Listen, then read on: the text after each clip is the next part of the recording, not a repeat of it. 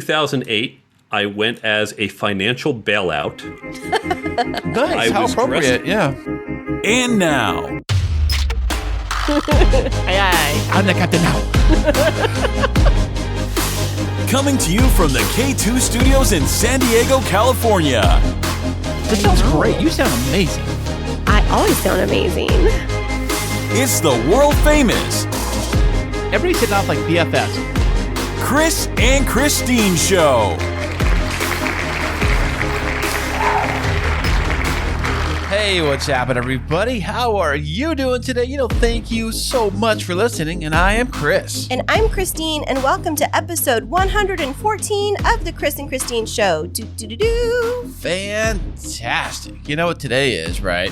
It is Monday, the 17th. I know, we're coming a little later on this episode because we've been kind of busy over the weekend. And it's a 3-day weekend, so why not? And it's a holiday, right? Yes, well, it's a holiday for me, but it's just a day off for you.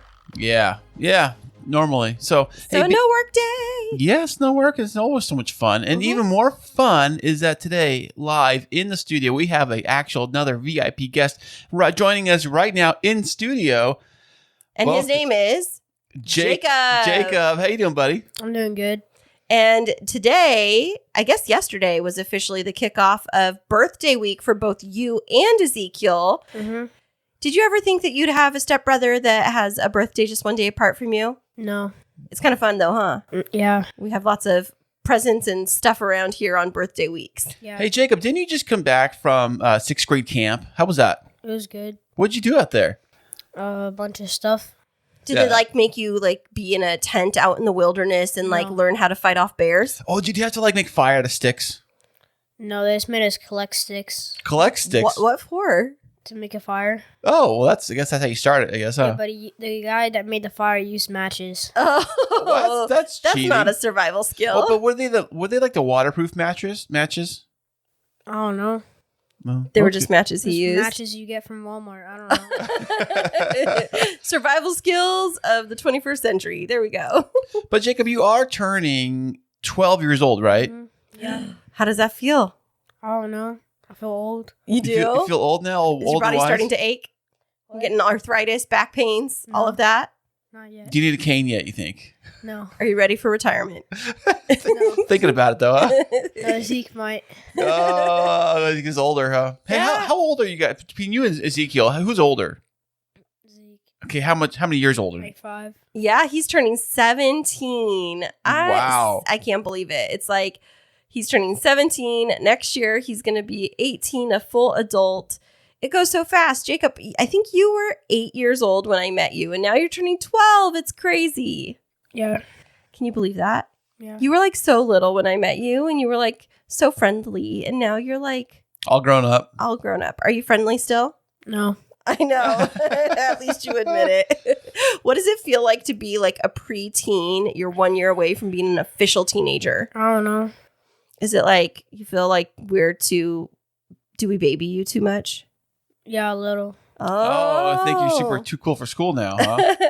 Hey, so this is your first year in a middle school because you went from elementary, graduated there, and then went to now you're in the big kid school, so to speak, right? So you're 6th grade. So your school goes 6th, 7th, and 8th, right? Yeah. Okay, so you're in the 6th, and then so are you kind of I remember in high school, it's the freshmen yeah. are always ones getting picked on and being teased. They're always kind of oh, you little freshman, you don't know nothing. Do the 8th graders pick on you guys? No, it's the opposite. Oh, 6th graders are big man on campus. You pick on the 8th graders? Yeah. What? What do you guys do? I don't know. Stuff. Do you pull pranks on them? Yeah. Yeah? And everyone else. Oh, pranksters. Better watch out for those 6th graders. Well, so you went to 6th grade camp. That was your first time at sleepaway camp. And then you have birthday week. What are you excited about for being 12 years old? My birthday. Yeah? Why are you excited about that? Because I get presents. Oh, well, it's just like Christmas, I guess, all over again. So Except for it's not even a month later. Yeah, totally. I know, forget all about that. Buy Christmas presents. You're wait a second, Chick has a birthday coming up? He just gave him Christmas a month ago. I know. I'm still recovering from Christmas. And we have Jacob and Zeke. It definitely makes for a busy month for us because Zeke's birthday is on the 18th and then yours is on the 19th. Last year, do you remember what we did for you guys? It had like a giant van with a bunch of like video games and stuff. Yeah, we had a video game truck. That was pretty cool. There was only like, I don't know, like 8 of you there, huh? Yeah. Got to have like everybody had their own game console, basically. Yeah, it was good. Would you like to have one of those vans like forever? Like to have it in the front yard? Like it'd be your like gaming studio? Maybe, but now I have an Xbox in my room. Oh. Well, speaking of that, what is on your birthday list for your 12th birthday? Let me think. Oh, I want one of those like steering wheels to attach to your Xbox. Really? Ooh, what is that for? Like, could you like drive away in it? Yes, you drive by your Xbox. You can use it. So you get the steering wheel, and then you need the tires, right, to go on the bottom of the Xbox. And you sit like a skateboard. Well, sit he on has it. like the tires on the gaming chair, and that's supposed to be like a gaming chair for race cars. So basically, maybe it feels like you're in a car. Is it like, do you play like GTA or something? GTA. No. Grand Theft Auto? Oh, What games do you play where you need a steering wheel? Forza. What's that? Forza Horizon 5. Have you heard of FISA? What is that? The Sixa? What's Forza? It's a racing game. Okay. A racing game, huh? What kind of cars do you like to race in Forza? McLarens, Lamborghinis. Ooh. Z's?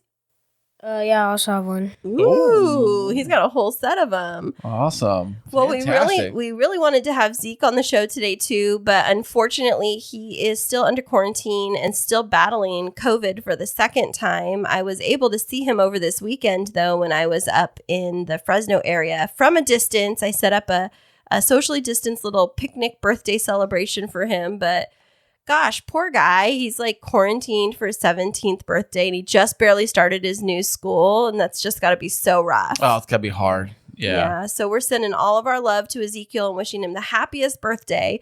I did send a little delivery that's being delivered tomorrow. His special request, he's getting chocolate-covered strawberries because he doesn't eat cake.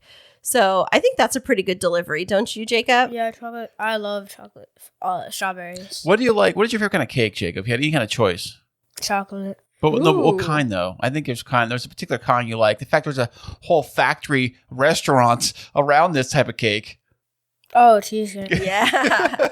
You're like the cheesecake lover. You got a slice of cheesecake last night, but you got to pick anywhere you wanted to go for birthday dinner, which we're doing tonight. Where did you pick? Benihana's, of course. Of course. Ooh. What is your favorite thing about Benihana's you think you like? They make the volcano thing and like the fire comes out. It's cool. For people that don't know what Benihana is, because maybe they don't have one near them, can you describe what they do at that restaurant and what makes it special? They make the food right in front of you on like some thing or grill or something, and then like they do a bunch of tricks with it. Oh, they tricks with the food, like flip it around and like. One time they were like juggling with the eggs and with their spatulas and stuff. Oh, really? That's so fun. And it's Yeah. a Japanese restaurant. So what do you typically order when we go there? Steak and shrimp And shrimp. and some soup. Oh, the fried rice is good there too. And the fried rice. and Yes, it's It's so good. really good. They put like this garlic butter in the fried rice, make it taste really good. It's so good, and it upsets my stomach so bad afterwards. But it's so because worth it, though, isn't buttery. it? I know. I'm like, I'm going to pay for this in 45 minutes, but for this 45 minutes, I'm happy. That's right. That's awesome. So, Jacob, you're week 12, which means how many more years until you turn 16? That's going to be 4 years. 4 more years. 3 years away from getting your learner's permit. What do you think about that, Jacob? Since you're a big pro driving your Xbox, you think you can drive a regular car? Yeah, maybe I might crash into a wall a couple times. Oh, no. Sorry, you're not going to drive the Explorer then. Maybe the Z. I might mess up your car. Oh, no. You know what's funny? In the video game he plays, there's actually a rewind button. I said, they don't have that in real life. It's like he crashes, he hits the rewind, back to where he was started. Let's do this again. It would be nice if they had that. Don't they have that, right? Yeah, they do have that, Don't they yeah. have that on one of the new features? In the car? Nope, Maybe it's called like the red light cameras where they like catch pictures of you, or some people drive and they have like GoPros in their front of their vehicle, so Right. maybe you could get that and just watch yourself crash over and over again. But no crashing. We need safe drivers only. Okay. Well, do you think you can be if you study now for the test, you might be able to pass it by the time you hit 15, 16, yeah? The rules change though, don't they? I don't know. How hard can it be, right, Jacob? I don't know. If you've ridden a car your whole life, I think you figure it out by now. Well, the question is, Chris, did you pass your permit test on the first time? No. Try the second time? No. Oh He didn't pass it until he was 25. The third time? No. Oh my gosh, seriously, how many times did you have to take it? 4. No way. 4 times my permit and twice on the driving. Okay, can I tell you something? Yes. I never had to get a learner's permit. Wait, do you even have your license? Arrest this woman. She doesn't have a license. I was so scared to get my driver's license that I waited. My parents made me go when I was almost 18 years old. And there was a rule at that time, which once you reached 17, you didn't have to get a learner's permit. You could just do your behind the wheel training and go straight for your driver's license. I've never heard of that. What country I'm is it? 17 now. Oh, there you go. What country is this in? It was in the country in Kingsburg. The King's Land. That's part of the King's. The King just goes up to you and says you have your license. He knights you with sword. So you are now knighted a driver. No. You may drive You're so without funny. crashing the car. No. But Jacob, we're really excited for you to be turning 12 years old. I'm sad that we don't get to spend your actual birthday with you because you'll be at your mom's house. But what kind of fun are you planning for your actual birthday? I'm not gonna go to school. I'm What? gonna go watch a movie. What And then, movie? The new Scream movie. What? You and mom? Yeah. So fun. And what else are you going to do? And then I think we're gonna go. I don't know. We're gonna go pick up Mason and my little brother Jackson from school, and then we're gonna eat. My mom's gonna make steak dinner for Ooh. me, and then we're gonna eat that, and then celebrate my birthday. So fun. fantastic. Awesome. That's very exciting. Big 12 years old, man. I love that you get 2 celebrations. Like, I think that some kids would be like, oh, I hate having 2 houses. But you guys haul out. You get like birthdays in 2 places, Christmases in 2 places, plus with like 3 or 4 sets of grandparents. Like, you got it made. Yeah. Yeah, I can't argue with that. Huh? Can't argue with that. What did you ask your mom for your birthday?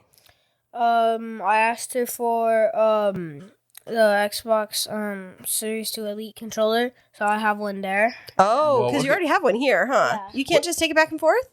No. Oh. What does that controller do? Like for those who don't know, does it make you coffee or what does it do? Yeah, it makes you coffee. Basically, you can adjust like everything on the controller so that it's easier for you. Like you can adjust it and change out the buttons. If you don't like the buttons that is on it, you change it. It comes with a bunch of other buttons to put on, Oh, that's cool. and then you can like it comes with a tool. You can like do something to like the one of the triggers, so that you don't have to push the button all the way down. You just like that. Like Wow. a little So bit. it makes you like able to go quicker. Mhm. That's really cool. Oh, look at And that. it works really good in COD. Who? COD. Is that what, a fish? No. What's cod? Cape Cod? Oh, Call of Call Duty. of Duty. Oh, I'm sorry. I'm so yeah. out of the loop. Are you still? Do you still like play the Fort Club? What's it called? Fort. Forza? Fortnite? That's the one. Yeah. Nope. Why not? Nope. It's not cool anymore? Nope. Never was. Oh. you're too cool for yes, school. Okay.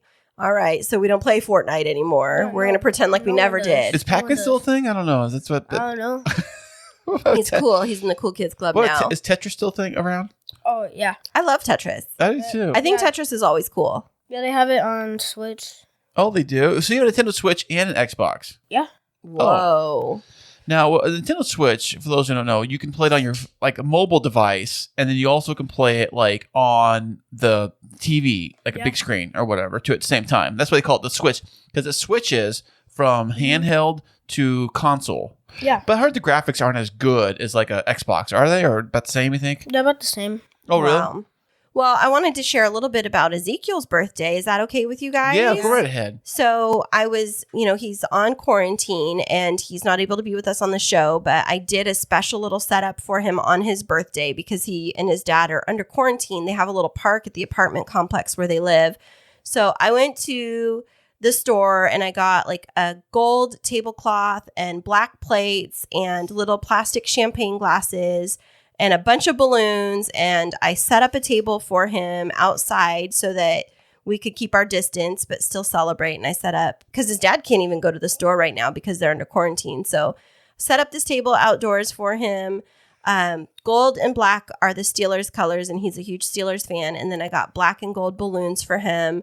And went to Chipotle because he loves Chipotle. And I got him his favorite, which are bowls and with steak and rice and lettuce and bottled Coke because that's his favorite, and poured it in the little champagne glass for him. And then when he walked out from walking from his dad's apartment. He was so excited to see that I had this surprise set up for him, and had some gummy bears because he really wanted ice cream, but I couldn't bring ice cream and it like get melty. But we were able to sit from a far distance from each other and do a celebration. And I'm really sad that I don't get to like be around him for his birthday, because typically we like to do a celebration for each of you two, and he would be down here for the weekend, and we'd do like Zeke's birthday day on like a Saturday and then Jacob's birthday day on a Sunday, and it's like a whole weekend of celebrating. But did the best that I could, and we'll just have a makeup birthday for Zeke when he comes down here next. By the way, about the Steelers, they lost yesterday to the Chiefs. Yes, we're not going to talk about that, but they put up a good fight and they made it to the postseason, and that's what's important. I know. It wasn't for the fact the Chargers lost. The Steelers wouldn't even be there. Oh, well, see, so at least the Steelers are better than the Chargers. Yeah. But I know that Zeke loves Mahomes. That's obvious. Yeah, so I guess that Zeke's, even though his Steelers lost, Mahomes still plays for the Chiefs, and that's kind of a win. He's a fan of him, so. Me too. That's why I like the Chiefs. Yeah. Are the Chiefs your NFL team you like? Yeah. The Chiefs? Oh, that's cool. We have awesome. to get you a jersey or maybe some gear, some Chiefs gear. Yeah, that would be awesome. But okay, I wanted to finish on Zeke's thing really quick. So present-wise, he was asking for, he loves collecting like baseball cards and sports cards, and he wanted the 2021 draft pick basketball cards and football cards. And so he just asked for 1 pack of each, but I got him 5 packs of each. Yeah, he was so excited. And then got him this Steelers jacket he's been wanting since Christmas, and he showed it to me, and I went back to the store and I got it for him. And then he got a Steelers shirt from his grandma and grandpa. And so he was super excited and really loved it. Well, that's fantastic. Yeah. Well, so I have a little surprise for you. Oh, for him and for Ezekiel? For anybody sharing a birthday today, but especially for these two guys that are here. Ezekiel's not here physically, but he is here in spirit. He's here in spirit. So, okay. What is your little surprise? Are you going to cue it up for us? I'm going to play we have the Happy Birthday Band in the studio. Ooh. Who's the lead singer? Chris. From the Chris and Christine show? Or Christine could be the lead singer. Nope. I'm not the lead singer. It was like 4 people, and Chris 1, Chris 2, Chris 3, and Chris 4. There you go. Yeah, well, definitely. So here's what we're going to do. We're going to play. He's going to serenade you. Okay, are you ready? Yeah. Get the band warmed up. Here we go.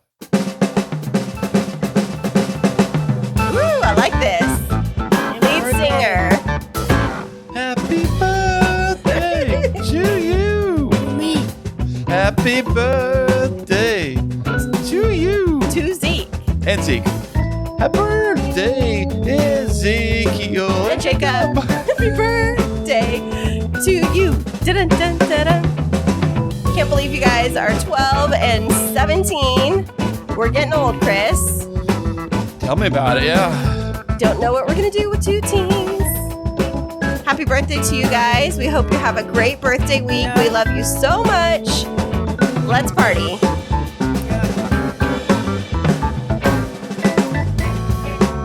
And happy birthday. Dun, dun, dun, dun, dun, dun. Well, I loved that song that you put together. Thank you to our lead singer, Chris. He doubles as a podcaster, and you can hire him for your special events. But coming up next, we are going $500 per second. $500 per second. Wow, what a deal. I think I'm underrated. Speaking of raising teens and birthdays, we have a fantastic guest coming up after this who's going to help give us some tips about career coaching and how to get yourself back in the game. And he's going to be back with us right after this. Blind knowledge. Well, check it out, y'all. My name is Joey B. I am back on the airwaves, and I am presenting to you Blind Knowledge.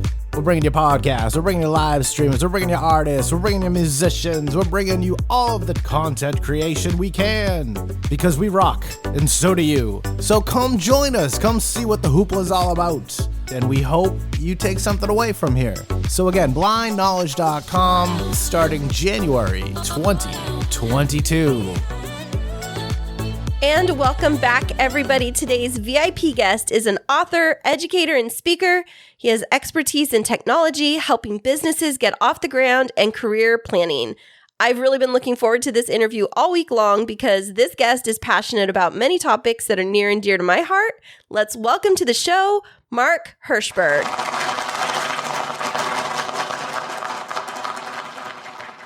Thanks for having me on the show. It's a pleasure to be here. Thanks, Mark. We appreciate you showing up today, man. Hey, how was your flight over here?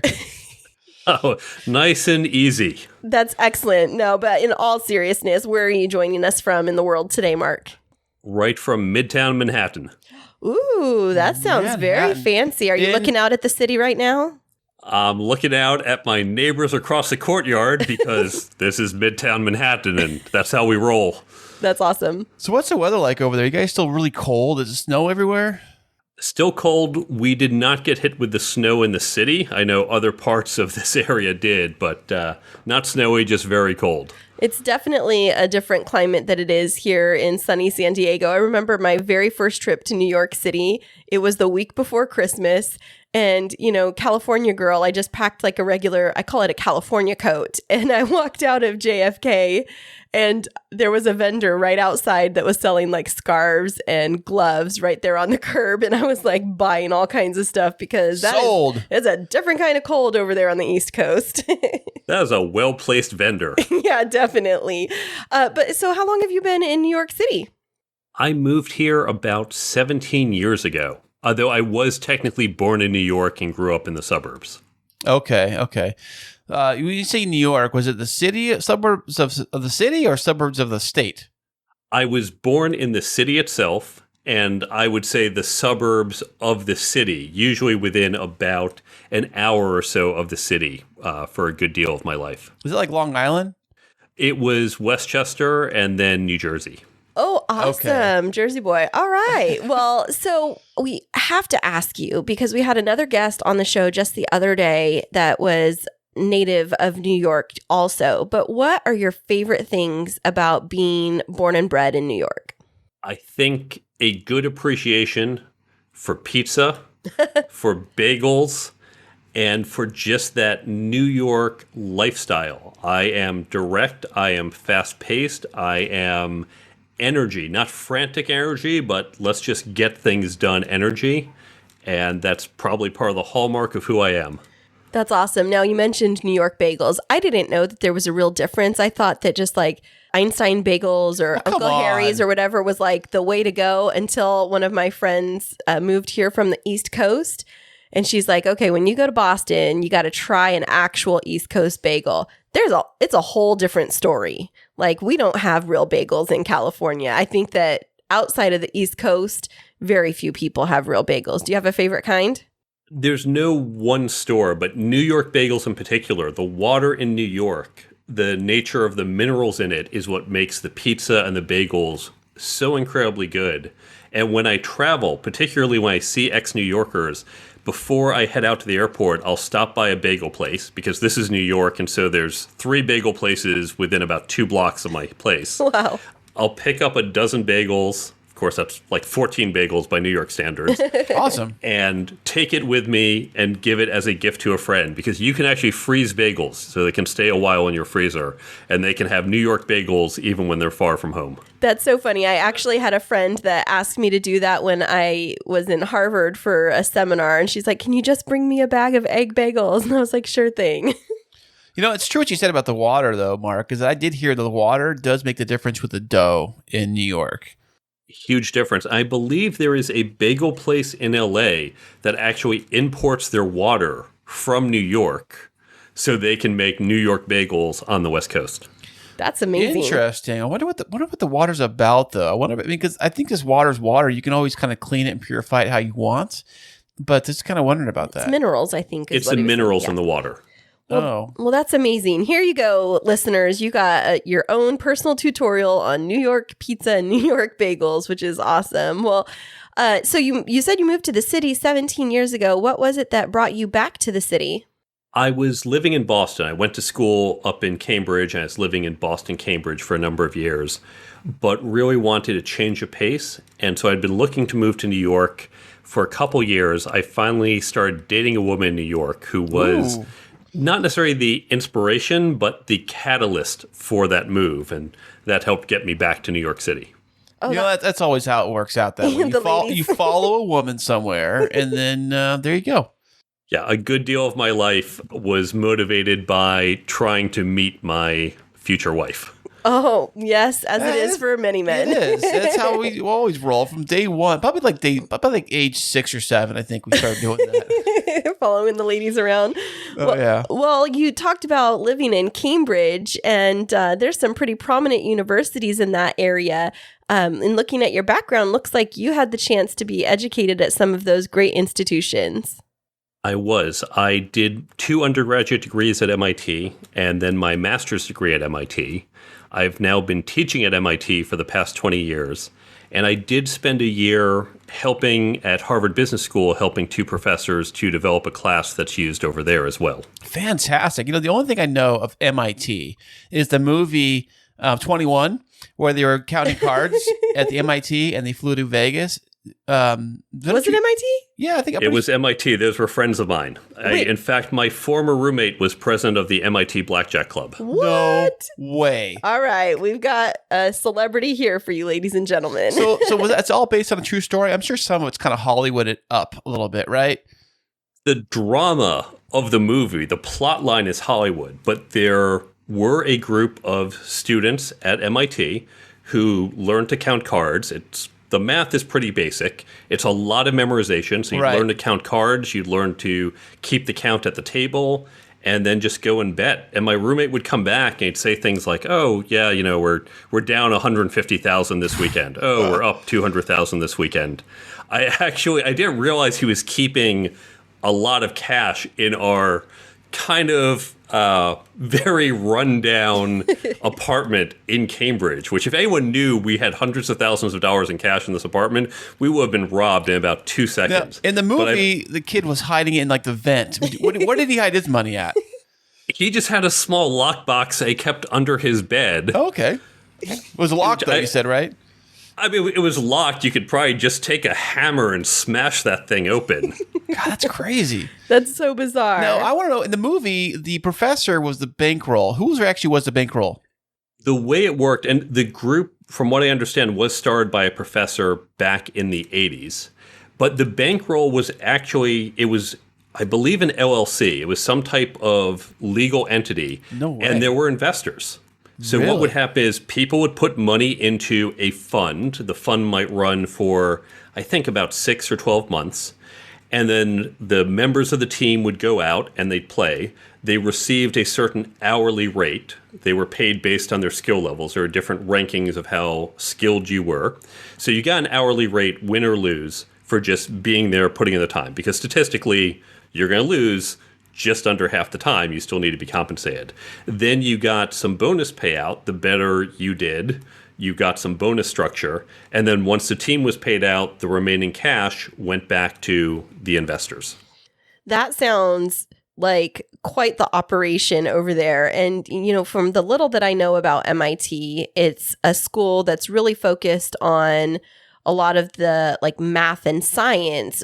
Did you surround yourself with a lot of smarty pantses? Were you one of them? Well, everyone at MIT is extremely smart. You just can't get in there if you're not. And all of us are very quantitative and analytical. Even the English majors are still taking 2 semesters of physics, 2 of calculus, 1 of chemistry, 1 of biology. So you're still taking lots and lots of science, even if you're a humanities major. I didn't even realize that MIT had humanities majors. I think from the outside looking in, I thought it was just like more math and science. Is it like has a lot of different types of major offerings? We do. We have history, literature, language, music. We are one of the top philosophy schools in the country. Wow. One of the top political science schools in the country. I believe we're very strong in linguistics. We also have more humanities requirements than any other university, at least in the U.S. A quarter of your classes at MIT have to be in the humanities. Wow. Why is that, you think? Because we recognize that While at most schools they say, oh, you have to take a science or a math because we know you don't want to and we want to round you out.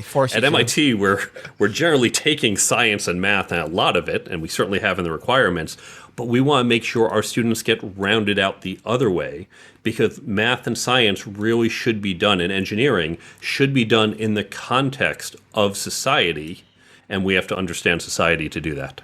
Absolutely. And you hit on a really important point. One of the things, because I work in education full time, that I've observed is sometimes when students get too into math and science and it's not directly applied to the careers, you find you have graduates that are super head smart or book smart, as Chris and I call it, but not so street savvy with like the career skills that a person would need. Do you find that that's something that you've observed in your work at MIT?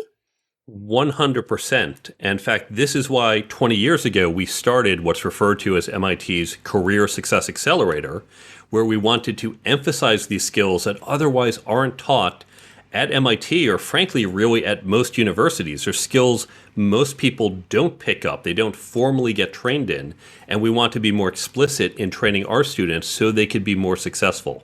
Because getting to career success typically isn't just about direct problem solving in your domain. So for example, I began as a software engineer. I wanted to become a CTO, a chief technology officer. That wasn't just about doing better solutions to the engineering problems. It wasn't about being faster or smarter on the engineering side. Sure, I had to be good at that. But there were all these other skills: leadership, negotiating, team building, hiring, and no one teaches you that, not just at MIT, but in any university. So if you want to go far in your career, whether that's a title or just your own ability to contribute, you need to develop these other skills. Right. Totally. Yeah. I mean, it's kind of crazy how people come out into the job. We were just talking about this, Christine and I, how like, I think it was at the millennial generation that would step out of college and they'd be like, okay, where's my 6-figure salary or 7-figure salary? Where's my 3 weeks vacation? Where's all this stuff? Where, I deserve this stuff. And it doesn't quite work out that way. I have certainly seen that at some of the companies I've been a part of. And so first understanding expectations, but also understanding what the path will be like to get there and what's reasonable, and setting a career plan, in fact, of the skills companies want to see in individuals they hire. Having a career plan is one of them. They want their employees to have a sense of where they're going because that will make them more effective employees. Absolutely. And as I think back to my own college education, I was a political science major and I minored in economics. And when I look at what my coursework was, it was humanities classes, English, there was sociology, psychology, there's a lot of different like research and methods classes, but there wasn't a single course on project management, or I took some certificate pathway in like mediation, arbitration, and conflict resolution, but I had to pay extra for that outside of my coursework. And I just remember graduating at 22 years old and then going into teaching and stepping into my first classroom and being like, okay, but how do I manage all these tiny humans? And how do I work with the other adults in my department to be able to develop common assessments and collaborate? I completely lacked those specific career skills. One of the problems with the university is it's run by professors. Oh, right. Now, I love professors. I work with them. They are smart, fantastic people, but they don't know how the real world works. And I've gotten this direct from them. They say, look, we don't know what's happening outside of these walls. And so when you look at how the university system was designed and grew up over the last 900 years or so, what we've done is we've taken people who are deep experts in some area. So let's pretend it's marketing. Someone comes in and says, I want to major in marketing. And the professors, the ones who are the experts, say, okay, here's what we're going to have you do. Take these introductory classes, some intermediate classes, pick a few advanced classes. If you do all this, if you pass all these classes, we're going to give you a piece of paper saying you have a bachelor's degree in marketing. And what that paper is really saying is that you have accumulated a certain level of knowledge in marketing. You've achieved this understanding, this knowledge. That's it. They are not saying you are actually a capable or effective marketer. Right. They're certainly not saying you're a good employee. They're just saying you've achieved this knowledge. And that was fine back, say, 1950, when you'd come out of school and you'd go into this big corporate bureaucracy. You'd be a little cog, and you sat at your desk, and your boss would say, "Oh, so you're a marketing person. Come up with a slogan. Call me when you're done. I'll give you your next assignment." And all you had to do was be that simple cog and do one little thing that you were told to do and not think outside the box. So the degrees were sufficient around that time. But as we shifted, as we eliminated middle management, as we moved to flatter teams, as we moved to organizations where I don't say to my team, each of you work on this, call me when you're done. I say, here's the goal. You guys are now going to figure out how to get there, or even to tell me that goal is wrong and why. We need a different set of skills, and academia has not adapted to the new need. You know, it kind of reminded me when you're saying that there, Mark, is that like, you know how before you get your driver's license to drive a car, you can study about the rules of the road, you can study about the vehicle, but until you physically are in the car on the road with other people driving crazy around you, you don't get that taste of it. How can you be a good driver without actually doing it? And I think the same thing applies with any of that kind of academic stuff, as you're saying, is that like until you're out in the real world handling the situations hand on hand, you can study all you want about it, but until you actually do it, it's a different beast. So that's a very good point. Now, some types of skills you can learn in the classroom. For example, physics, one of the things I studied. Here's the equation, here's the formula, here's how it works. We go, okay, I'm going to write that down. I'm going to understand. Here is a field, and here's how this field acts on a particle, and I get it. What you told me in a classroom, that's what I'm going to look for in the field. On the other hand, when it comes to leadership, when it comes to negotiating, when it comes to team building, it's as you describe. You can read the book, but it's just not the same.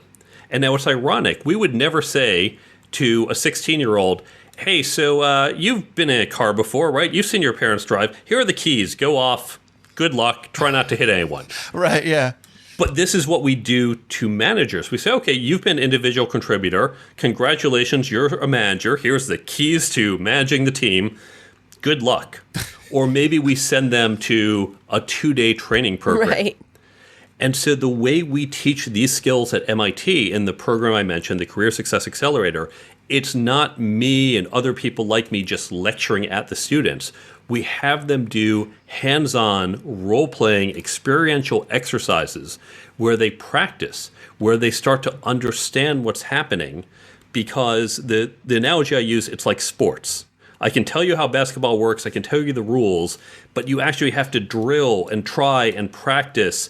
And you get the idea of passing, but until you're passing as the opposing team is trying to steal the ball, you just don't get the subtleties of it. And that's how all these skills, management, leadership, and these other skills, that's how they work. You have to understand them in the context in which they are executed. I really appreciate you saying that. And one of the things that I've consistently confronted as I've grown in my career at a pretty rapid pace at a young age is not just learning those skills, but also figuring out as a woman in upper management how I navigate around certain complexities. Like, how do I learn how to network? You know, I can't just network like one of the guys because then I'm labeled as being, you know, too masculine, or I can't lead like a man or negotiate like a man when I'm trying to get a promotion. And so in your work at MIT, what's your expertise around differentiating for genders so that women and men can find equal success in their careers? Great question. Some things like career planning, that's pretty general to both. But when it comes to certain topics like leadership and communication, one of the experts on this is a woman named Deborah Tannen. She's a linguist at Georgetown, and I cite her in my book. She has a fantastic book called Talking 9 to 5. She talks about the double bind that women face in leadership. Right. And you've alluded to this, that what is acceptable for men, you know, I can be kind of domineering and commanding, some people are okay with that, some might not, but okay, he's a guy. He's just very headstrong and commanding, and that's how some guys are.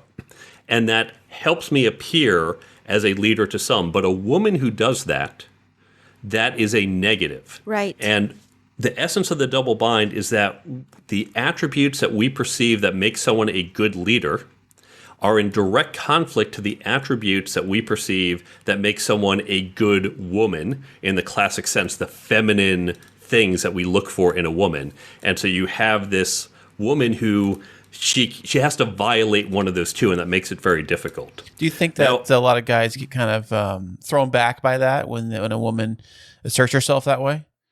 Unfortunately, some do. And women as well are also guilty of this. Women also hold women to these values and say, are you a woman or a leader? And you're violating one of those. We all do it.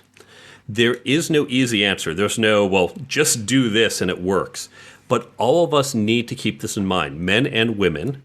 And we need to recognize when a woman does something, the way she communicates, the way she leads, the way she manages. If you feel a little put off by it, take a moment, ask yourself, if I saw a man do this, if I pick someone else in your company and this guy did that, said that, behaved that way, how would I perceive it versus how it was when she did?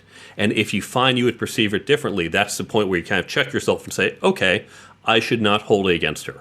And that's the best thing that we need to do to start to address this. You're preaching to the choir right now. I love hearing men and men in leadership speak on this topic because it was a big emphasis in my doctoral dissertation where I was talking about the underrepresentation of not just women, but Latinas in upper level educational leadership. But the double bind is something that it's felt across industries. And, I think Sheryl Sandberg, when she wrote her book, Lean In, was really bringing up this concept of the word bossy or women being called the B word because they're coming in the same presence that a man might step in with, asking for job promotion or higher pay or trying to negotiate or network. But people tend to say, oh, well, she's trying to be a man or she's being too masculine, she's being bossy or using really derogatory terms.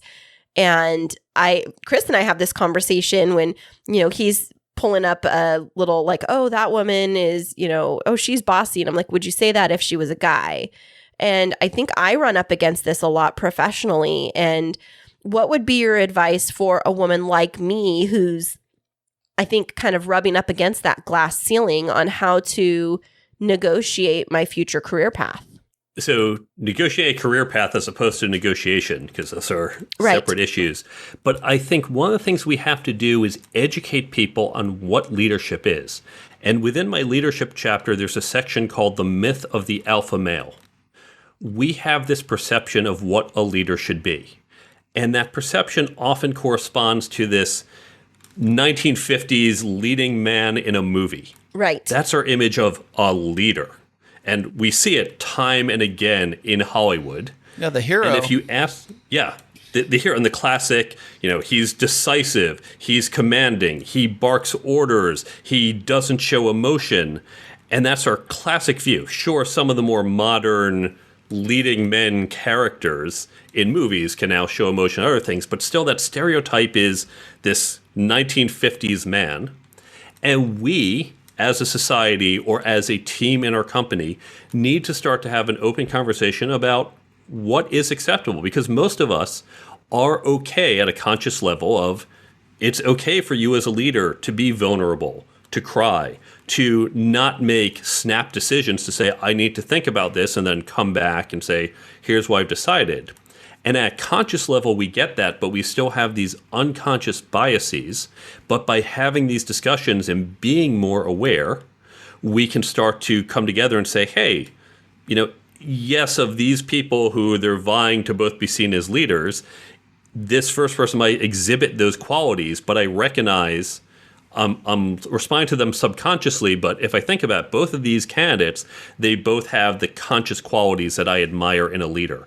And so I think for all of us, conveying and teaching our entire organization about leadership and about other skills will help us succeed in what are truly valuable leadership skills and not what are perceived as valuable leadership skills. You bring up so many valid points, and you were talking about the Career Accelerator at MIT, but it also sounds like you have some great expertise in understanding organizational optimization. So do you work just with small groups of students, or do you also work and support larger organizations that are trying to really help their workforce grow and develop? I've been a CTO in parallel to all my teaching at MIT. I'm not simply some academic instructor. So I've actually run companies, run organizations. I typically build startups, and we go from very small teams. I show up at companies, sometimes they're single digits or tens or 20s of people, and then grow them to be scores of people, hundreds of people. I've also helped a couple of Fortune 500s who wanted to play startup and had to grow teams within a larger organization. So I've definitely run the gamut in creating new ventures and in growing those teams and organizations. Really? I do have on my website a free download for how companies can actually develop these skills across your organization, completely free. I just give it away. I don't try to sell it as consulting. And it's based on the principles that we've learned in teaching for 20 years at MIT. Companies can do this in-house at effectively no cost. Wow, there you go. Yeah, that's amazing. And so what is that website? I know we'll revisit it at the end, but since you're plugging it now, we'd love to let our listeners know where to find it so they can download it while they're listening. If you go to thecareertoolkitbook.com, that's the website. If you go to the resources page, it's the very first download. And here's the essence of how it works. We need to train people through peer learning groups. Often companies will say, all right, we're going to send you to this 2-day training program, or we'll bring in someone to come speak for a day. And we talked about, like with sports, you'd never say, okay, you're going to be on the basketball team, so we're going to send you to a 2-day clinic. You're done. No more training this year. You learned. Now just go play. But we have to keep playing. We also, when we play, we do drills, we do scrimmage games, we'll watch the tape of other players to learn what they do, to learn about ourselves. So we can replicate this doing peer learning groups within our organization. So you get a group of people together. I recommend groups of around 5 to 8 people, but I talk about ways you can scale it up. If you don't want to do lots of tiny groups, there are ways you can do bigger groups. And you get folks together and you engage with some content. Now, yes, you can read my book and I show how to chop it up, read these 10 pages or those 10 pages, depending on what you want to cover. If you don't want to use my book, use a different book, use an article, use a great podcast like this one. Doesn't matter where you get the content. You take content related to the topic. You have everyone read those pages, listen to the podcast episode, and then discuss it. Because it's in that discussion, that's where the rubber meets the road. That's what you were alluding to earlier. That's really the context in which this works. So we can talk about theories behind leading and, what you should do, but there's no one universal formula. As we talk about leading, you're going to share with me an experience you had, and someone else is going to share an experience he had. I'm going to say, wow, I never would have thought of it this way. Hey, I've got this leadership challenge. I'm thinking of doing it this way. What do you think? Can you give me some feedback? And this is how we learn. By doing it at a regular cadence, say twice a month, you now have it just like we practice and we drill on our sports teams on a regular basis. And by getting the different opinions and circumstances, you see it in the real context, because there is no simple formula to memorize, no magic 3 steps to make it work. You have to look at it in the context. This is all free. And by the way, if you do this at a company, not only are you upskilling your employees, you are helping them develop internal networks, you are improving your employee engagement, and you are developing a common language across your entire team that will help everyone communicate more effectively. And again, all of this is completely free. That's so powerful. I know that common language, especially around growth and improvement, is really critical for so many organizations and something that they really lack in their infrastructure. And so I'd like to float back just for a couple of minutes. You talked about your own education and now you're teaching and you have this amazing book, but where was the personal inspiration for this? How did you reveal some of your own personal gaps and start to develop this content? The first moment for me was probably about two different moments for different aspects. The first one for the career, I was at a company, and the company split in two. The founders had a falling out. So the CTO left, started his own company, and he invited me to go along with him. And the existing company said, hey, we know he's leaving. He probably offered you a job. You're welcome to stay. And I had to make a decision. I was just happy to sit there and float along at the company. I liked the people. I liked the work. But now I had a decision. Which job should I take? And to answer that, I had to think about, what do I want? Not just today in a job, but where am I going? Which job is going to take me there? Right, yeah. And so, I started to think about that future and that direction, and then realized I had more than two choices and set myself off on a path to get there.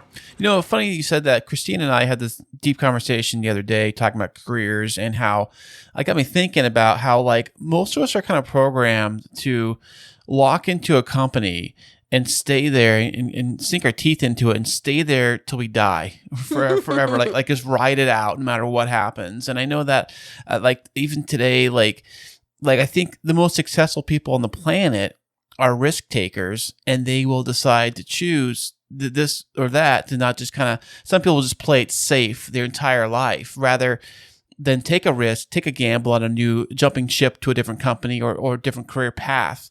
Do you see that a lot?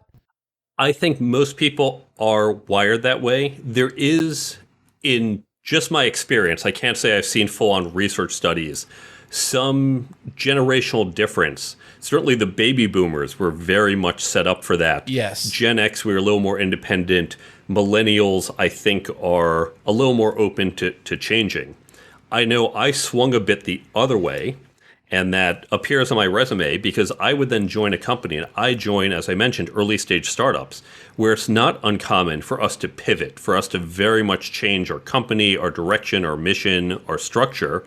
And so I've walked in places where they're still willing to hire me, they're still happy to keep me, but I realize on some subtle level, I might have the job title, the salary, but the direction the company is now going in the next few years is not the direction I'm interested in for my own personal development, and I'll actually leave. And that throws a lot of people because I probably swing a lot the other way. Right. I just see a lot of it, especially in my line of work. I see a lot of other companies. And I mean, I'm a truck driver that delivers gasoline locally here in San Diego, and there's a lot of other companies, carrier companies, that do the same thing. And you'll see one guy working for one company one week, and then he'll be working for another company the next week, and then another company the week after that. Everybody seems to like jump ship a lot, and the ones that work for our company seem to stick it out. But there's a lot of morale that seems to be kind of like, I don't know, say like, it's hard to explain, but it seems like the morale isn't quite as there as it used to be in other years before. But I think that part of that is because it goes back to what Mark is talking about with the lack of upskilling, that lack of the investment of the organization to build you up. And fortunately, you have been tapped on the shoulder for leadership now, being a driver trainer. But, Mark, this goes back to my question for you. When you have an organization who's focusing more on the technical for the professional learning sessions, like the rules and the new safety procedures versus those more transferable career skills, what could a person like Chris do to be able to upskill himself to be more marketable for his company or others? Great question. And we should look at this historically because, of course, you go back mid-century, you had the social contract that you work at a company for a long time, you'll get a certain level of promotion on some schedule, and he said this was fine. What we started to see, especially in the 2000s, is people recognized, you know what, I can change from this job to the next job, and I get some type of bump, whether it is a pay raise, just an automatic X dollars more per hour, or a few $1,000s more a year, or some more seniority and title. And the fastest way to really move along your career was to change jobs. Now, there's some long-term consequences. If it shows you're changing jobs a lot, right, that's going to come back to bite you. And most people don't understand the long-term implications. But the question we're seeing now, especially amidst the Great Resignation, what is that contract between the company and the employee? because it became very much in the 80s and 90s, it's about money, right? In the greed is good era, this is where I said, we're going to pay you this money and you do your job and more money for better work. But people these days, particularly we see among millennials and I think among Gen Z, people are saying, I care about the mission, I care about corporate social responsibility, I care about the impact of my work, I care about the culture. And it's no longer just tell me how much money I can make here. And so we're rewriting that contract right now during the Great Resignation. And I think we're going to see people are saying, I want to learn and grow and develop. So companies need to invest, not just pay people with cash, but pay people with development. So to your question itself, when we look at some of these universal skills, not just here's the safety training for this machine that we use at this company, but let's talk about leadership. Let's talk about communication, conflict resolution. Those are skills that will apply across your entire career, and you know they are foundational and will help you now and in the future. That's really great advice. So, Chris, you're going to need to listen to this a couple times over again because he's given you a good roadmap. But Mark, Thanks, Mark. Appreciate it. But Mark, you said a term that I'm not familiar with twice, and it was you referenced the Great Resignation. What is that? That is what we're seeing right now in the labor market. There is an unprecedented number of people who are resigning from their jobs. Now, at first, back over the summer, about 6 months ago, people are questioning, why is this happening? Why is there such demand in the labor marketplace? Is it people are staying home because they're afraid of COVID? Are people staying home because unemployment benefits are really good? Are people staying home because they didn't like their jobs anymore? And what we've seen, now months later, we've seen COVID dropped, and at the time of this taping, it's back up in the midst of Omicron, but Right. will drop Right, again. yeah. We've seen the unemployment benefits throughout 2020 wound down sometime around August, September, depending on what state you were in. And yet there is still a massive number of open roles. I think the number as of this recording is about 10 million open jobs. Wow. Companies cannot find people to take. Meanwhile, there is also, each month, millions of people are resigning from their jobs, and they're taking new ones. So what we're seeing, it's called the Great Resignation because these are unprecedented resignation numbers here in the US, and we see similar data in Europe. People are effectively saying, I'm madder than hell, and I'm not going to take it anymore. And they're referring to their jobs. We see this a lot with hospitality workers who are saying, I'm earning minimum wage. I'm dealing with a pandemic. I don't have a clear schedule because my manager can change it up every week, and that makes it hard for me to plan childcare or my other responsibilities. I'm getting yelled at by angry customers. This isn't worth it. I don't want to do this anymore. And so we're seeing a revolt by the labor force for effectively a change in conditions. It's the biggest, I'd say, change in labor since the labor movement of the early 20th century. That is so crazy that you mentioned that. It's unbelievable because I think it was at like early 2021, we were seeing every single fast food place, every single store, whether it's Target, Walmart, Best Buy, McDonald's, all of them had big banners in front of their building, now hiring. I think even there's a fast food company out here called Jack in the Box. They've got a banner flag outside of every single of their restaurants, hiring every Tuesday. They say Tuesday interviews, every Tuesday hiring on the spot. I've never seen that ever, anywhere. And you and I just went out yesterday for a lunch break, and the restaurant, it was a sit-down restaurant, just kind of a more casual eatery. And it was super understaffed, and we just happened to sit at the bar because it was like the only open and clean seating. I mean, it wasn't that there were so many people there, but they were so understaffed that they couldn't bust the tables. And the bartender, so sweet. And she was like, I'm so sorry. I was like, hey, we get it. You don't need to apologize. We'll sit here and we'll wait because like you're saying, there's a high demand, but there's a lack of a supply of workers that actually want to enter into some of these positions. But then for so many people that are out in industry that had the luxury of being able to work from home and actually liked it, when their employers are starting to call them back to the office, they're now faced with this crossroads of, but why do I need to come back in if I can do my job successfully from home? If you're going to make me come back in, then I'm going to find somebody else who's going to let me work from home because I know I can. But I want to know is why, if all of the, let's just call them like the minimum wage type of jobs, if those are the ones that seem to be balancing out, what are they going to do for income? They are finding, the early studies are showing they're just finding other jobs. Oh, so We're really just seeing- shifting over then from one to another? Because all these companies that are hiring, they are offering better than minimum wage. Yeah. Many of them are now starting to offer bonuses. How often have we seen a bonus at this type of fast food restaurant, at a retail store?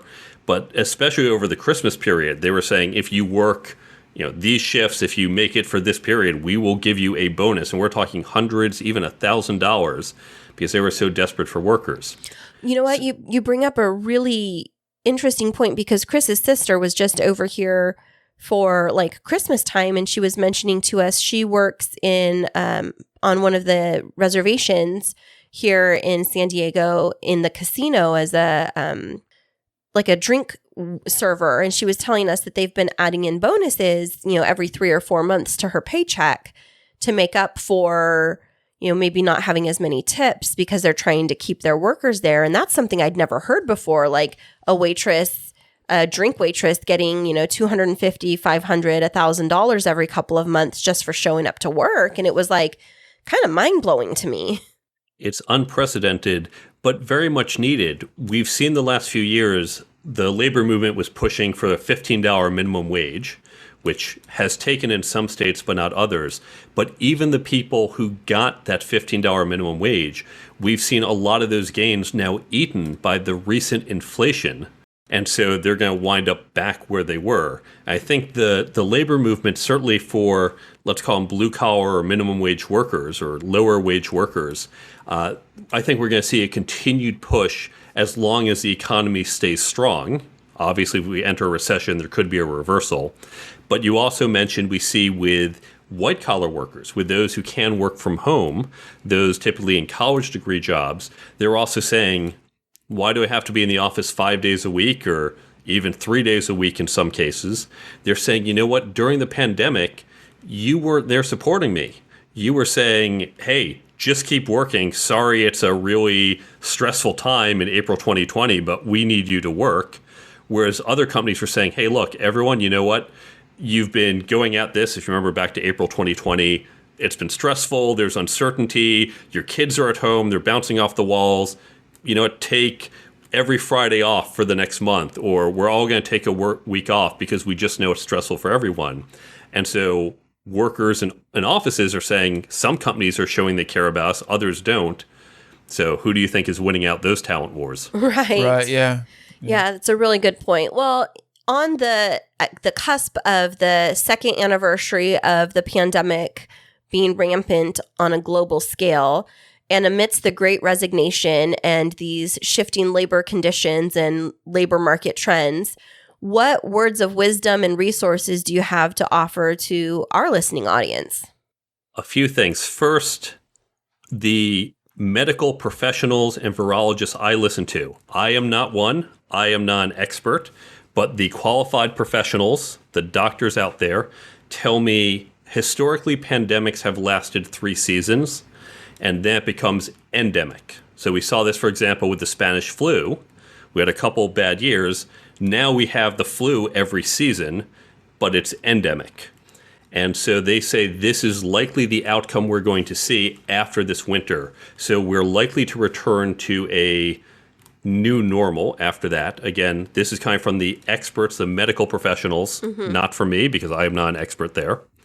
So I think we're going to get to a more stable labor market, but we will continue to see demand for labor outstrip supply, which puts people who are in the labor force looking for a new job or at a current job in the driver's seat. Don't just optimize for, oh, okay, great, I can get that bonus, I can get a little more money. Do so if you can, but also think long term. How can you set yourself up not just for more money today, but to put yourself on a management track or get some training or set yourself up so you are moving ahead in your career and optimizing for the long term? That's awesome. That's really good advice. And then tell us more about your book so that our listeners can take advantage of being able to grab a copy of that to help them. The book has 10 chapters. These are the 10 skills that companies have said, these are the skills we want to see in the workforce. This isn't what I came up with one night. This is from surveys done at MIT and other universities. And this applies not just to college students, but to everyone in the labor force. So 10 skills in 3 sections. Section 1, how to create and execute a career plan. Chapter 2 is how to work effectively, managing your manager, understanding corporate politics. Chapter 3, interviewing. Not just as a candidate, but many of us also have to hire other people, and learning to do both sides of it makes you more effective on both sides of the interviewing table. Section 2, leadership and management. So I focus on leadership, and then the 2 different aspects of management, the people side of it and the process side of it. And the 3rd section, interpersonal dynamics, it covers communication, networking, negotiation, and ethics. All the skills we've heard about, we know they're important, but probably no one sat us down to teach them. That's really insightful in terms of the types of topics that you address within your book. I wanted to dig deeper on one before we wrap this up for today, because as you've heard Chris and I talk a lot about careers and career paths at home. It's something that is very intriguing to us. But when you were talking about leadership and management, can you help our listeners understand the difference between what makes a leader versus what makes a good manager? That is a very subtle question. And there's lots of different answers to that. The one that I think really embodies it for me is the quote, "Nobody ever managed men into battle." Yeah. It's subtle, but it starts to give you a sense of the difference. But importantly, I distinguish them in the book in a very wax on, wax off, let's look at the fundamentals type of way. Now, if you don't know that reference, you need to watch The Karate Kid. Yeah, we get it. But at the end of that section, I close by saying, good leaders know how to manage, good managers know how to lead. And so in the end, I'll use another sports analogy, you might practice shooting, you might practice rebounding, you might practice passing, but a good basketball player, you might be slightly stronger at one or the other, but you know how to do it all, and you do what is needed in the moment. So you should study them independently to really understand them, but recognize in the real world, they are going to blur, and that is okay. You know, that reminds me of an analogy that Chris used for me I think it was just a couple of days ago. And there's a restaurant chain out here in California and the West Coast that's called In-N-Out Burger. And perhaps you heard of it. And yes, very famous. Yeah. And one of the big parts of their training is that when they bring in a new employee, they help them to become proficient at any one of the jobs. So should they need to step in, they're able to. And I think that that's kind of that concept of a strong leader and also a strong manager is they're willing to put in the work to help the organization best become what it needs to be versus just staying on the technical side, because leaders do need to dip into management tasks and good managers do need to be able to lead their people and not just stay isolated on that technical. And so we just think that In-N-Out Burger is a great example of that. I love it. I'm getting hungry, by the way. Very well said. Now, Mark, we've talked a lot about your professional background, but before we close it out, I just have to ask, because I was reading a bit about your bio and living in New York City, it says that you throw some kind of epic Halloween party every year. First of all, what is it like? And second of all, how do Chris and I get invited? Other than the past 2 years, I have been doing Halloween parties for 23 years, first back in Cambridge and now here in New York. And I'll typically get about, at the peak, I was getting close to 100 people in and out throughout the night. Wow. Now that I'm getting a little older, it's closer to about 70 some people will get. And everyone shows up. Costumes are required. There's a costume contest at midnight. Nice. I decorate my entire apartment. So I actually dedicate my very precious, limited closet space in my New York apartment to boxes of Halloween decorations so I can put it up for 1 week a year. Because Halloween is just my favorite holiday, and I hope to have you guys out for it next year. So what are some of your Halloween party themes? I don't have a theme for the party. I've debated doing that. I do, however, make a different costume each year. And my rule is it has to be something I create. I can't just go buy something off the store and put it on. I can buy the parts from the store, but I have to create it myself. Home Depot, here you come. And what's the most extravagant Halloween costume that you've created for yourself? Extravagant costume. I would say it was 2008. I went as a financial bailout. Nice. How appropriate. Yeah. I was dressed in a suit. I had a backpack on as my parachute. Coming out, there was a parachute over my head, and the top of the parachute, I had wires holding it up. The parachute was made with an actual printout of the financial bailout bill, as well as stock certificates from Lehman Brothers and maybe one or two other companies that were being bailed out. The backpack had as its symbol, because the military, you have your insignias. I used the Treasury signal, Operation Golden Parachute, no millionaire left behind. Wow, I love it. Now, if you didn't get an award for that, I don't know what to tell you, man. That was amazing. Well, definitely. It's my party, so I don't qualify for the award. Well, man. if we happen to be in New York City or Manhattan area around Halloween, we'll definitely reach out to see how we might be able to score one of those golden tickets to get in the door. But Chris, that means you're going to have to actually dress up, and no, not as yourself, even though that's scary enough. Come on. Oh, by the way, thank you. But not my generic, like, this is my Halloween t-shirt. No, you'd actually have to be in the running for it. Hey, Mark, before I let you go here, one of the things I did hear about was that someone said that you have an experience tracking down criminals on the dark web? Yes, indeed. So I've been a CTO at a number of companies, but my graduate work was in cryptography. That's secret codes. That's cybersecurity. It's how we keep your passwords and your credit cards safe. Usually I'm working on tools that will help protect your data. For this particular company, we were doing effectively intelligence gathering. So by understanding how terrorists and cyber criminals, how are they organizing, planning, what are they thinking of doing, when, how, we could get that intelligence and provide it to our customers, who were various corporations and government agencies, and that helped them better prepare and defend and protect people. So that's what I did for a little while. So password is not a good password to have, I would say. 1, 2, 3, 4. No. Man. Yeah. It's quick cybersecurity tip. Get a password manager, turn on two-factor authentication, and install an antivirus. If you're doing those three things, you are in pretty good shape. Oh, interesting. Those are really great tips. Yeah, I never. A lot of people don't follow up on that stuff because they're just so used to. I know that a lot of people do is they'll keep the same password for everything. You say not to do that, right? Because we're going to steal your Netflix password, which I can buy your Netflix password for a couple dollars online, and chances are that's also the password to your bank, and thieves know this. Wow. What? Okay. You're breaking it down for us. So people, today, if you haven't, it's time for your beginning of the year technology tune-up. Go change your passwords, and not all to the same thing. Get a hold of Mark's resources on the careertoolkitbook.com? That's right, the careertoolkitbook.com. And where can our listeners find you on social media? If you go to the website, thecareertoolkitbook.com, and go to the contact page, you can see me on Twitter, on LinkedIn, on Instagram, and on Facebook. I don't have the same name on all of them because some of those were taken on some. So go to the website, go to the contact page, and you can find where I am on each one to follow me.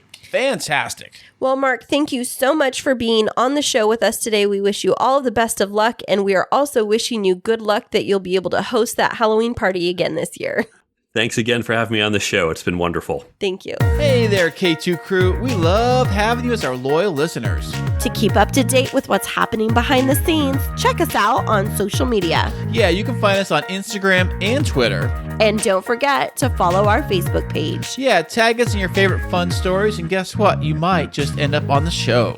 Ooh. Wow, Mark was fantastic. He really was. I loved how he talked about so many of those different skills that students don't develop when they're getting ready to go into industry. And it's just had me thinking a lot about our own kids and what we can do here at home so that they're not behind. I mean, I think we talk about that a lot, where you try to make things very practical and logical and try to keep me from being so philosophical. Like, you try to keep me grounded. Well, someone's got it. You know what I'm saying? Gosh. I float up in the air with all my ideas. But I think a lot of women do. What? Way to stereotype. Thank you, Mr.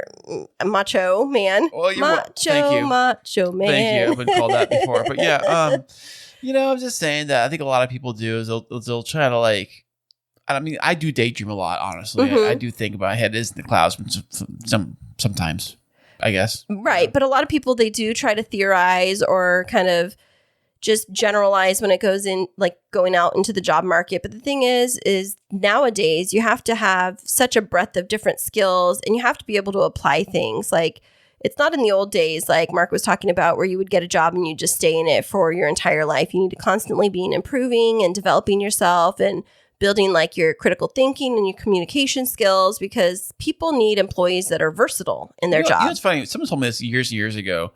They told me this. They said you should always have, like every year or so, you should always have your resume updated and ready to go. Oh yeah, that's good idea. And I always thought like the only time I really ever did that was when I was looking for a job. I would do of course you need your resume together for that. And then after you land your job, that resume trash can and delete it. You don't even think about it. Seriously, I update mine like every 3 or 4 months as I get new experiences. And then other things kind of are outdated or irrelevant based off of the industry.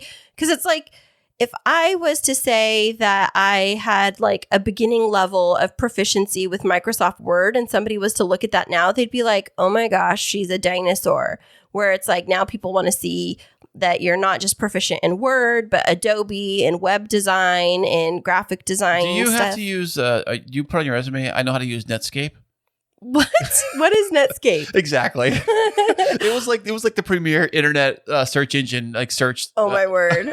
That's so crazy. That I think we had that on my word processor when I was young. Oh yeah. Oh my gosh! I was thinking of you the other day though, talking about tech skills. Is some girl was posting, finally remembered my MySpace password and logged in. Fun times. Is it still there? I think so. I don't know. We need to find out if MySpace is still there. I heard it turned into like this music, like.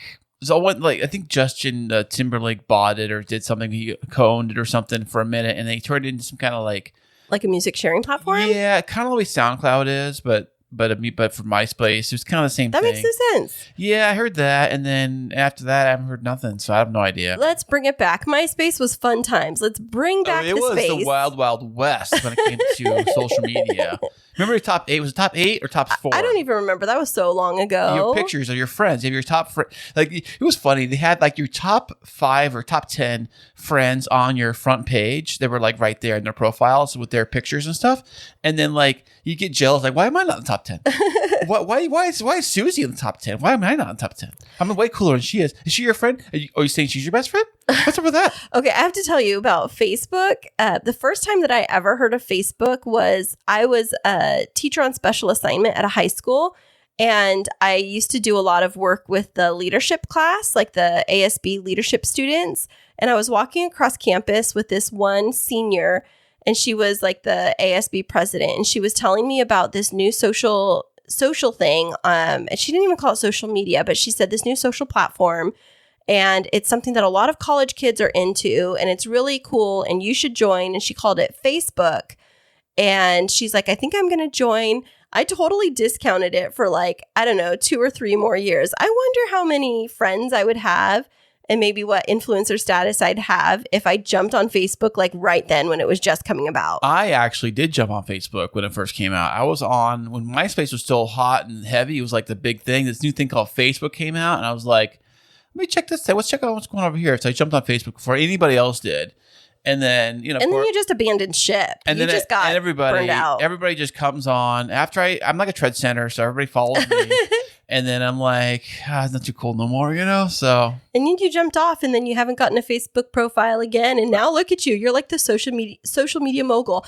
I was thinking about this after Mark talked to us about career skills. And I was like, you know what? You would be really good for like, if somebody hired you for social media marketing, because you're constantly on there networking and connecting and trying new things to try and get like the follower count up on Twitter and trying to post. I mean, you're very consistent in posting, even if it's like reposting for the Chris and Christine show and Podtastic Audio Instagrams, you're very engaged with like getting new content up there.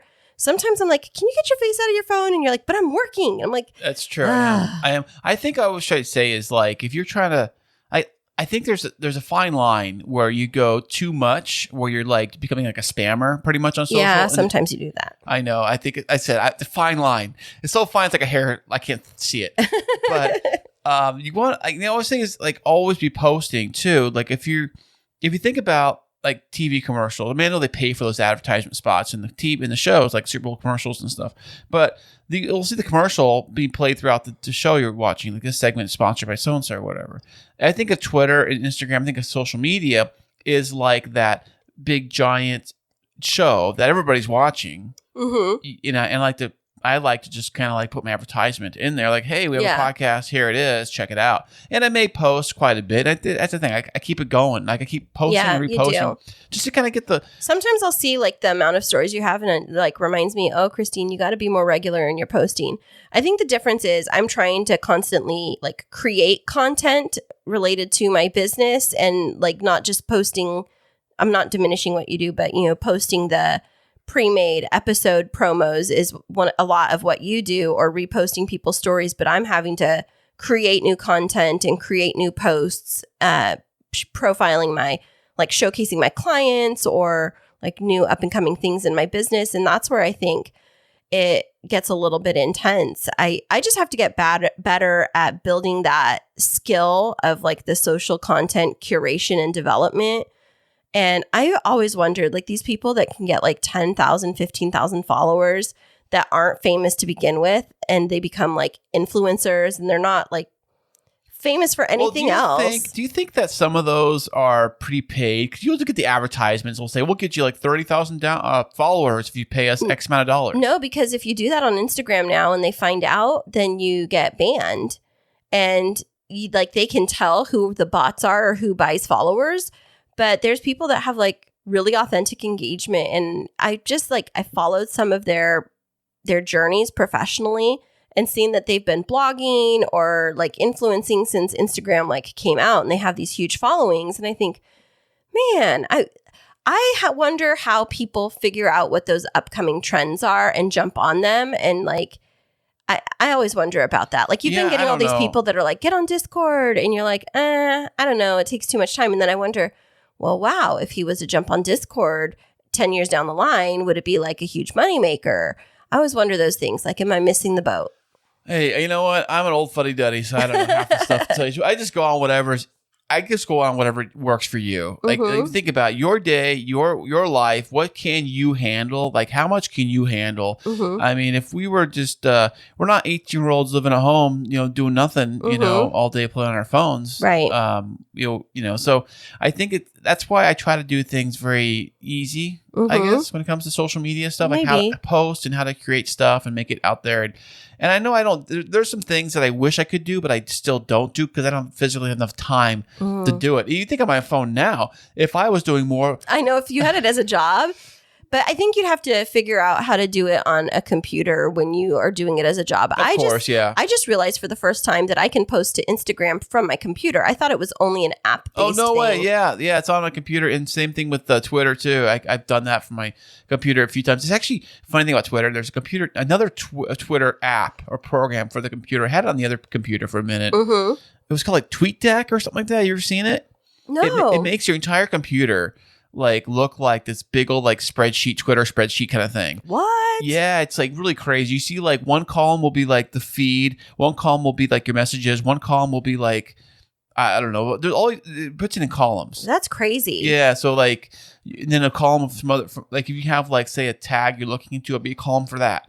But it's all like spread out on the entire screen. But you know what's so interesting is it's like the skills that people need right now to thrive in industry are so different. I mean, there's some things that are transferable, like critical thinking, project management, problem solving, and things like that. But more and more employers, like professionally, are looking for people that have that ability to catch attention quickly. Like if you think of a reel, like an Instagram reel, it's like 10 or 15 seconds. It's like, how do you capture people's attention that quickly? Yeah. And how do you like build a following without having to actually be like a quote unquote leader? It's like, how do you build a presence and a digital footprint that is going to draw people into the business? Have the last name Kardashian.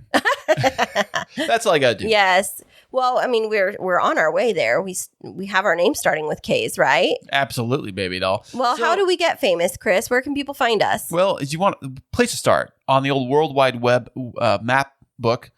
Map book. You Didn't Bill Gates, or was it who was it that said they invented the webs, like the interwebs? It was Al Gore. Oh yeah, why did I confuse him with Bill Gates? Yeah, well, whatever. Old white guy. Well, where can people find us on the webs? You can find us at chrisandchristineshow.com. And then what about on our social media accounts that Well, you keep up so well? Oh, I know. It's on the old Twitter. Tweet. You go to K2 Show San Diego. Mhm.